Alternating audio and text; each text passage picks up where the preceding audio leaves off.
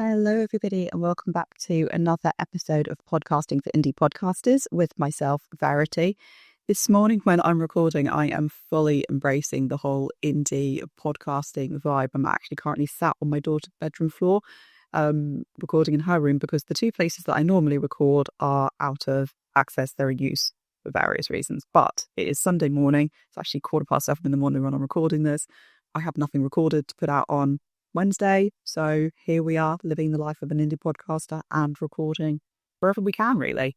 In this episode, we are going to be looking all about podcast outros, how to include calls to action within your outro appropriately. And we're also going to answer 3 key questions. How long should your podcast outro be? Should I use the same podcast outro every time? And should I include music in my podcast outro as well? I wanted to talk about podcast outros and whether or not you should bother with a podcast outro, what you could include in your podcast outro, because I think a lot of people put so much effort, and rightly so, put a lot of effort into their podcast outro, but then they don't necessarily see the results from them that they want. And what I mean by this is that a lot of the time people will save their outros to say things like join my newsletter or subscribe to the show or download this freebie or join this course or join my coaching program, whatever it is, whatever your call to action is.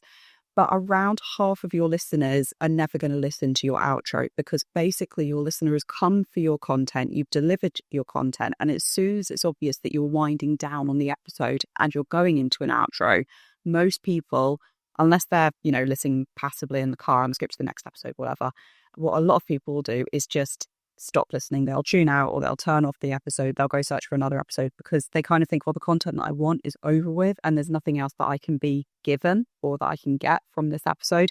So statistically, around half of your listeners are never going to listen to your outro. That then might get you thinking of, well, what's the point of having an outro and should I have an outro?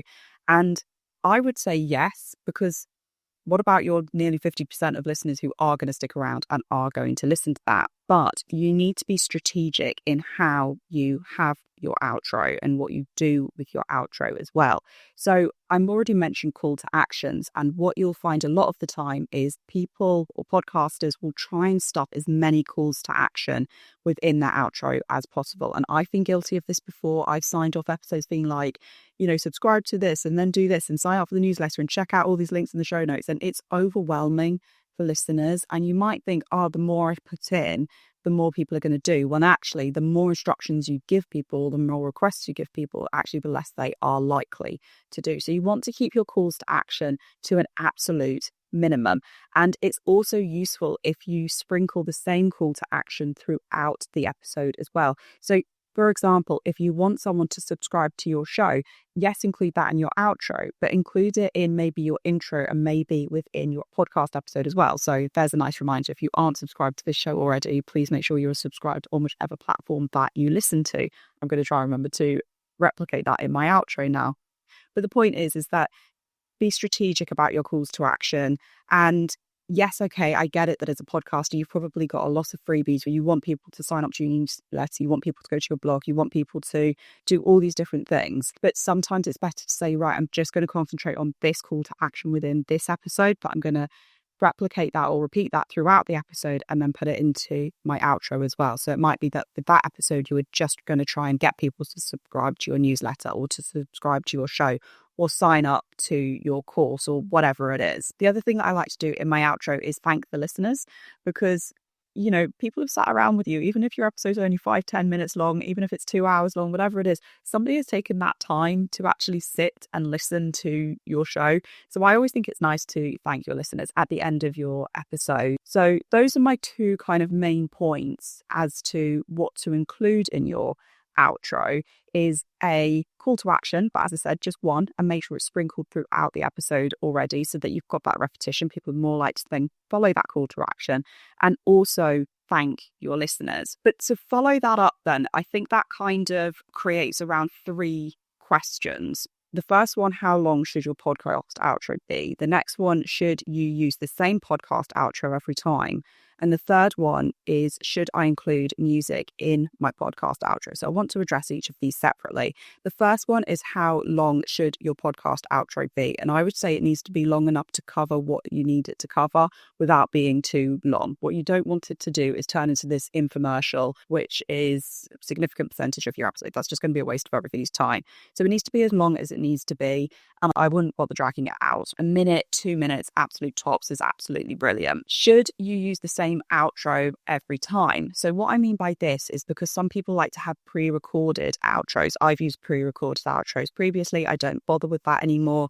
I also don't bother with pre-recorded intros. In episode 5, I talked about how to create a podcast intro, but there's a blog post which goes with that, which is more updated. I'll have it linked down in the show notes, which is all about why I don't bother with a pre-recorded podcast intro anymore. And it's kind of the same idea as to why I don't bother with a pre-recorded outro anymore. I prefer to just keep it dynamic and in the moment as well.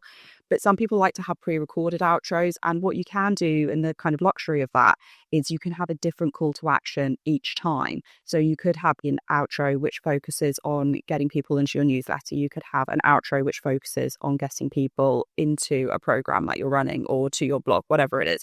And then you can switch out these outros either dynamically. Some hosts allow you to dynamically switch out an outro, so then it covers every single episode, or you might want to rotate them and manually insert them yourself for your different episodes. And then that brings us on to the third question of, should you include music in your podcast outro?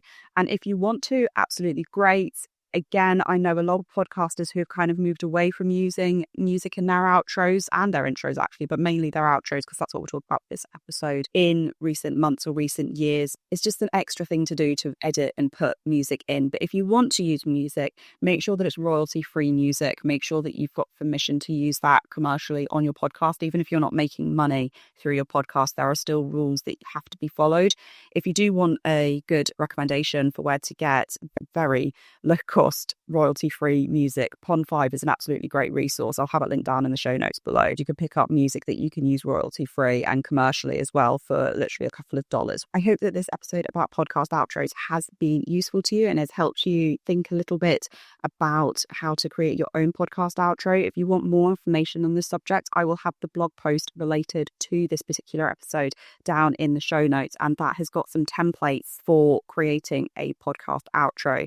You don't need to enter your email address. You don't need to download everything. It's all just there available on the blog for free. But just to recap those key parts of an outro, I think it's really important in your outro to thank your listener, to recap as well what you've talked about in the episode, to give a call to action as well, such as subscribing to the show, to the newsletter, or whatever is relevant to your particular show. Thank you so much for joining me. If you are not already subscribed to Podcasting for Indie Podcasters, I would love it if you could hit subscribe on whichever platform you are currently listening to. And otherwise, I will see you next episode.